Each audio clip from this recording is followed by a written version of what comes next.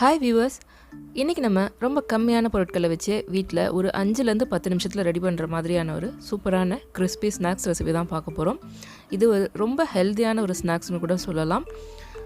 சீக்கிரமே ரமலான் நோன்பு ஆரம்பிக்க போது இஃப்தாருக்கும் இந்த ஸ்நாக்ஸ் ரெசிபி ரொம்பவே நல்லா ஆப்டாக இருக்கும்.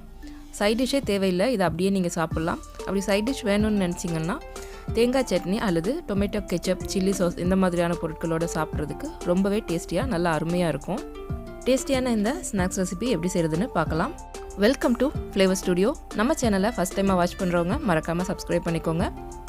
முதல்ல இந்த ரெசிபிக்கு 3 எக் நான் பாயில் பண்ணி எடுத்திருக்கேன். நல்லா வேக வச்சு எடுத்த முட்டையை இந்த மாதிரி சின்ன சின்னதாக துருவி எடுத்துக்கணும். உருளைக்கிழங்கெல்லாம் துருவோம் இல்லையா, அந்த கத்தி வச்சு நம்ம இந்த மாதிரி நைஸாக துருவி எடுத்துக்கணும். இப்போ இதில் மீடியம் சைஸ் வெங்காயம் ஒன்று சின்ன சின்னதாக கட் பண்ணி சேர்த்துக்கிறேன். கூடவே இதில் கருவேப்பிலை நல்லா நைஸாக கட் பண்ணி சேர்த்துக்கலாம்.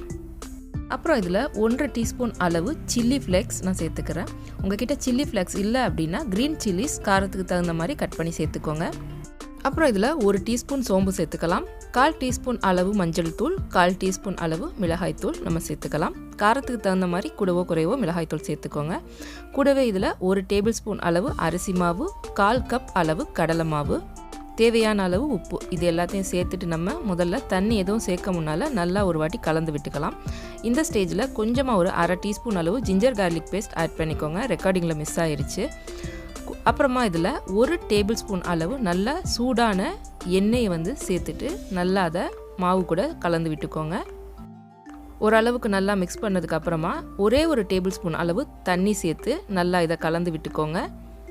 ரொம்ப அழுத்தி பிசைய வேணாம். ரொம்ப அழுத்தி பிசைஞ்சோம் அப்படின்னா முட்டை ரொம்ப நொறுங்கிரும். இந்த மாதிரி ஜஸ்ட் ஒரு கையால் ஒரு சின்ன உருண்டையாக பிடிக்கிற அளவுக்கு பதம் வந்தால் போதுமானது.